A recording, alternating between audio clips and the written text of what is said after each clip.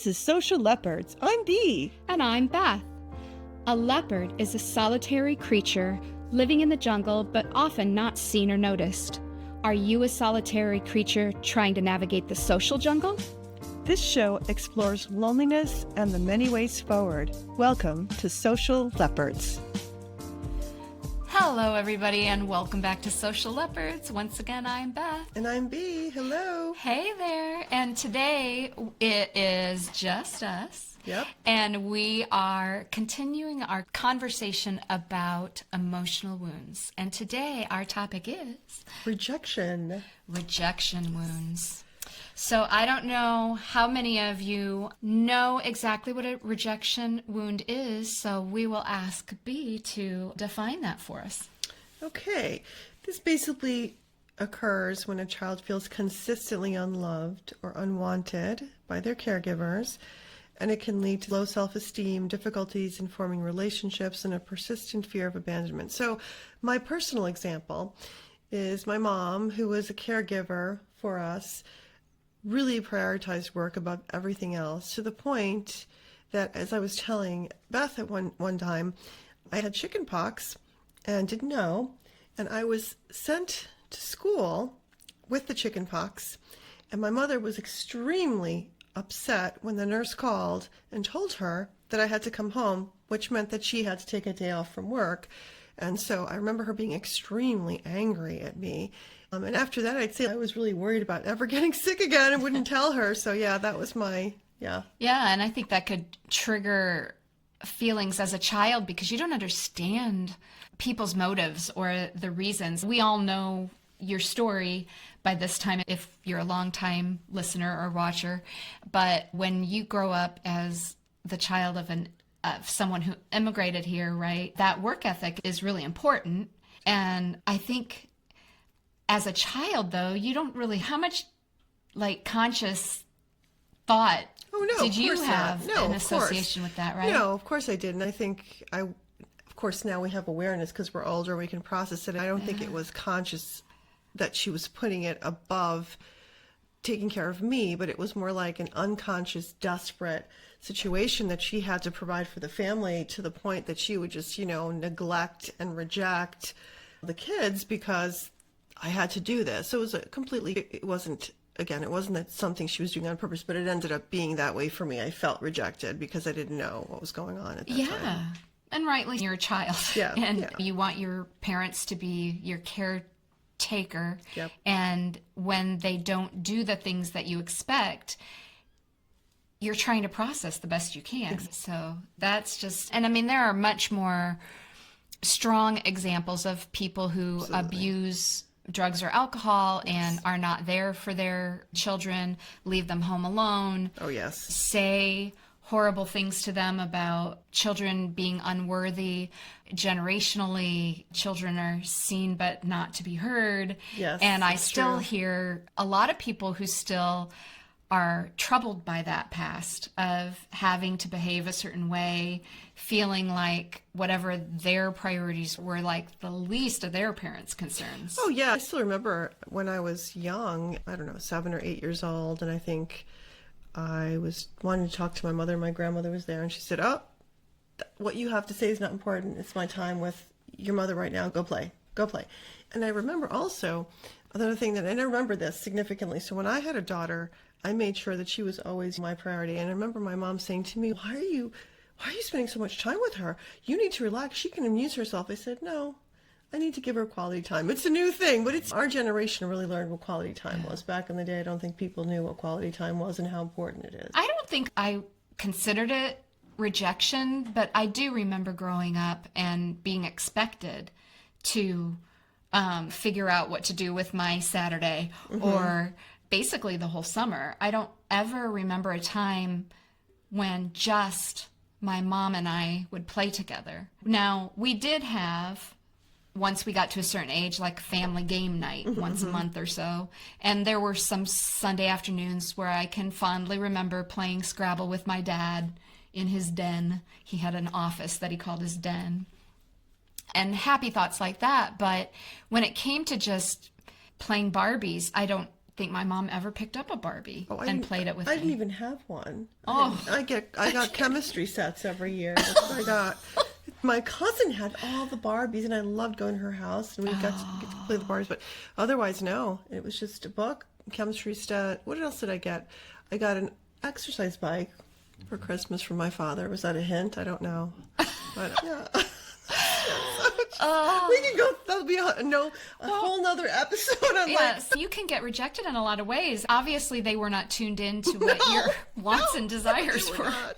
Oh no, you think? Of course, that's what he wanted. But yes, Oh, I can laugh at it now. But back in the day, I remember thinking, another chemistry set.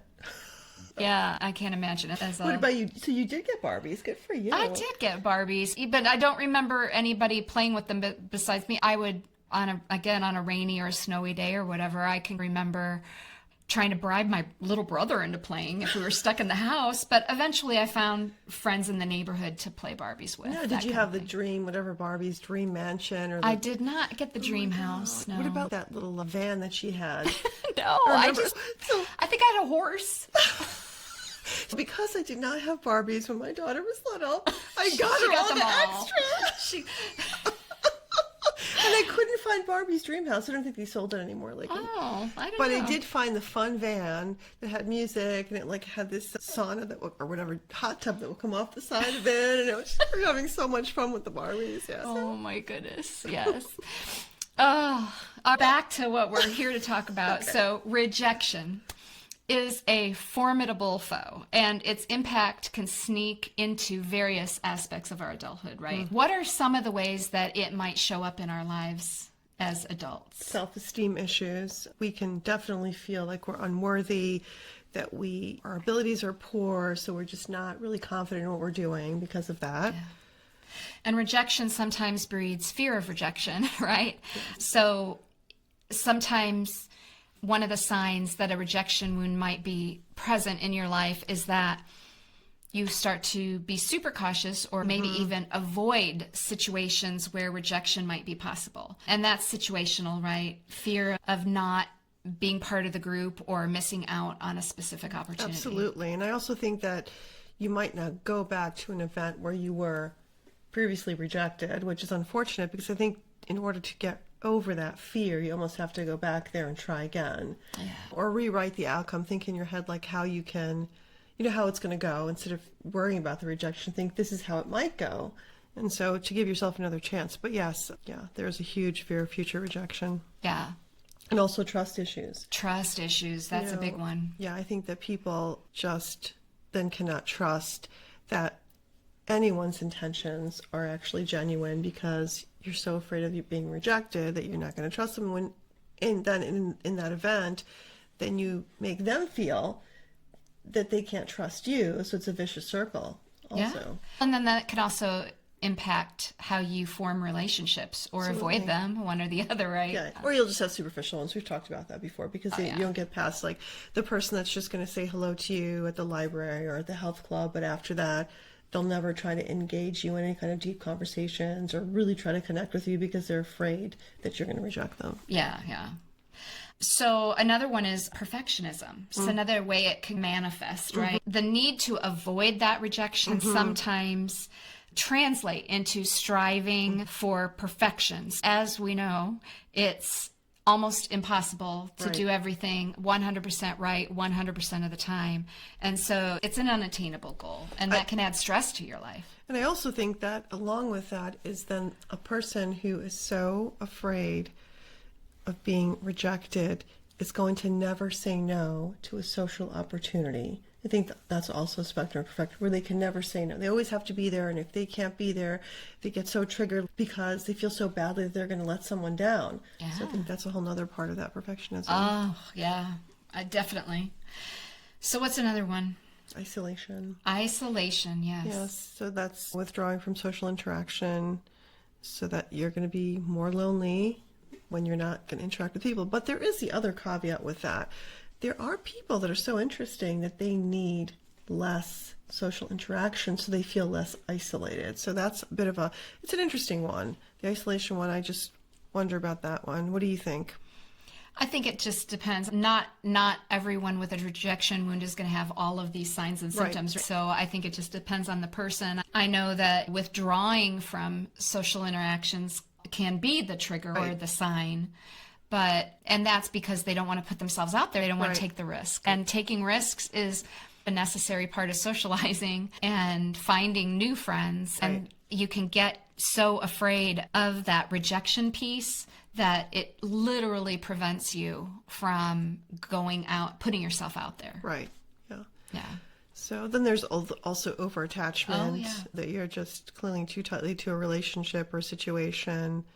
Or you might just really we have some friends that we know in one of our little groups, you know who I'm talking about, and this particular lady is very attached to another lady, and she constantly wants to sit next to her and talk to her, and if you try to sit next to her, she asks you to move, and she's really attached to her. Yeah. And she's a person who doesn't have a lot of people in her life, and she lives by herself, so I think this is the person that she decided that she can right. trust. So, right. So we've seen that in action. Oh, yeah. Yeah, I think if you are observant, you can find a lot of those examples just right in your own social circle. Yeah. And the last one that I wanted to mention today is emotional distress. Feelings of sadness or anxiety or depression can even be felt more strongly because it's these feelings are being impacted by rejection, influencing pretty much your overall mental health. I think that's probably the most serious of all of the warning signs of a rejection wound. Yes. Yes. Okay. So let's talk about some strategies. One is to acknowledge your feelings. It's okay to feel hurt, sad, or angry, and allow yourself to experience them. And I also think that another handy idea would be to possibly write them down, because sometimes it's a lot more triggering to just experience them. I think writing them down might be a better way to deal with those feelings. Yes, I agree with you wholeheartedly. There's definitely being self-aware is an important part to healing and knowing what's causing them and really allowing yourself to acknowledge the fact that you might have an emotional wound there that needs to be tended, because we can't fix it if we don't know the problem exists. Correct. Right? That is correct. So another strategy is to lean on your support system. So if you have friends, talk to them and be open when you start to feel hurt or triggered in any way. Family, friends, or talk to your therapist, whoever it is that you have in your life that you can talk to. Sometimes just sharing those feelings with somebody can make a big difference, because you'll get some acknowledgement from someone you trust to not be judgmental. And some relief from stress. I think. Relief, yes. Some kind of, yes, I think that. Agree, wholeheartedly. And then another one is practicing self-compassion. That is so hard. That's just, I think that I have such a hard time with it in general, because I feel like I'm not doing enough, or I should be doing something else. Like every day I'm like, oh, you didn't work out enough. So I think that's a real tough one, but I think being kind to yourself and remembering rejection is part of life, and it doesn't define your worth or your capabilities, is really important. But that's a hard one. I think that's just something that has to be worked on all the time. Yeah, I think that's one of the self-compassion, self-care, self-love. Those are things that you work on continuously. Yes, continuously. Yes. Chronically. Yes, in a good way. Yeah. Because we all fall, and we're all going to be harder on ourselves than we need to be. Yes, exactly. I think that's also human nature, to be pretty much most critical of yourself. When we talked about abandonment wounds, we talked about treating yourself like your best friend. Right. And taking that advice instead of listening to that inner voice that's always so harsh. Yes. Why are we so harsh with ourselves? I feel like it's like society. And if you do find a person, which there have been a few occasions in my life when I've met someone who actually has so much compassion for themselves, and they're so happy, these people. I would love to just be a little bit like that sometimes. Right. And self-reflection will help you learn. You know, when you start feeling a certain way, take some time and, okay, what happened that all of a sudden this feeling overcame me? Exactly. And understand menopause. I'll tell you, that's what's going on with me. Because I'll have times that I'm just weepy, and I know it's hormonal imbalance. Yes. Not a wound, just hormones. So there is that. But it's important to be aware of that too. Exactly. Because you can take out those negative feelings on others without... Yes. Absolutely. So taking time to understand what happened, was there something that you could learn from the experience? I wanted to get that. And then again, part of that constant is personal growth. That's right. We have to constantly focus on that. Otherwise, we're not going to get ahead in life. Yes. Maybe personal growth is equal to self-compassion. Yeah, I think they're very close. Yeah. Yes.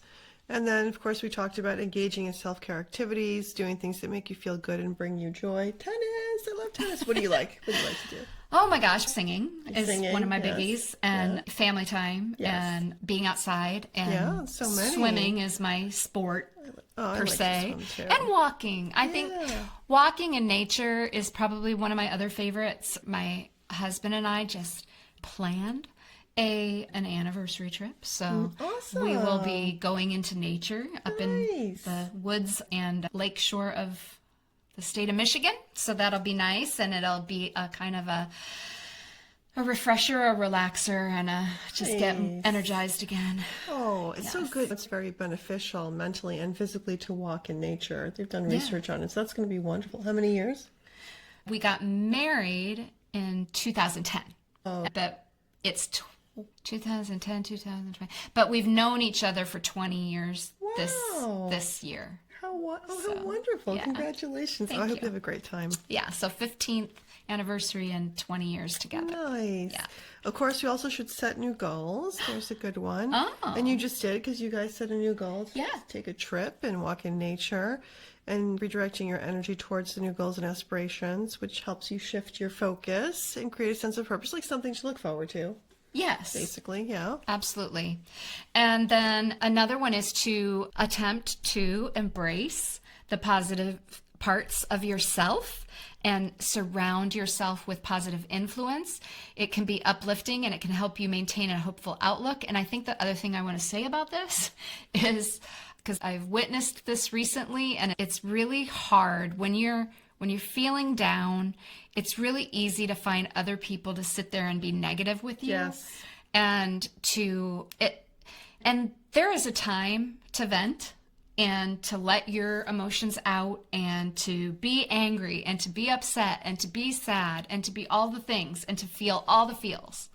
But when you do that for an extended period of time, and every time that you're with somebody and it's always a negative, what's wrong, this is like all the bad stuff going on, that starts to tear away at you, especially if does.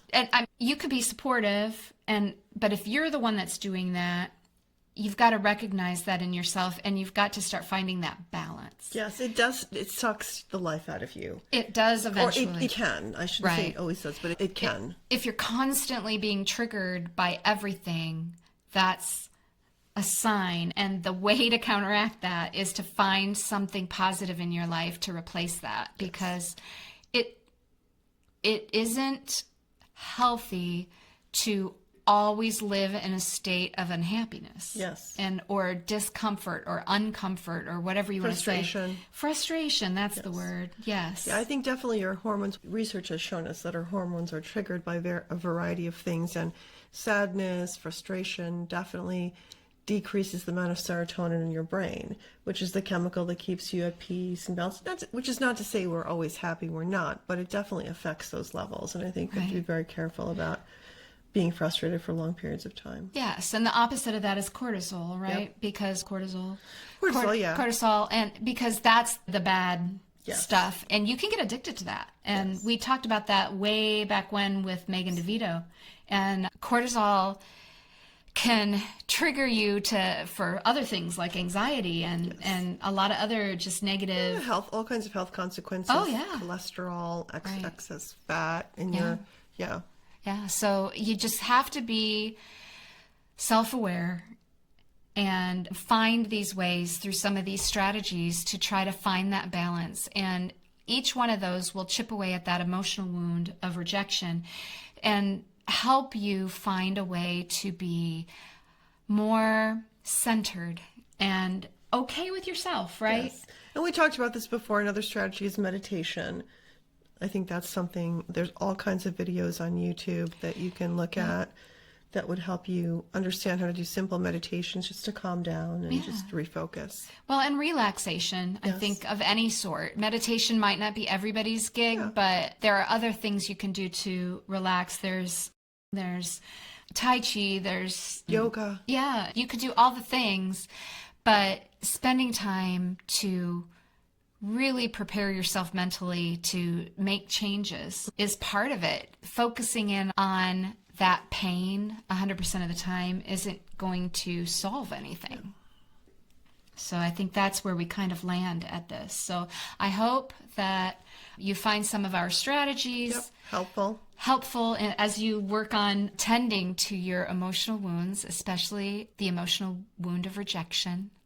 And I think with that, we will leave you until next week. Yeah, have a great week. Hey, Social Leopards, don't slink back into the jungle quite yet. We have 2 important messages to share. First, remember to like this episode, drop us a comment, and if you haven't done it yet, follow this show or subscribe to our YouTube channel. You can reach us on social media. You can also email share@socialleopards.com to contact us privately. All links are in the show notes.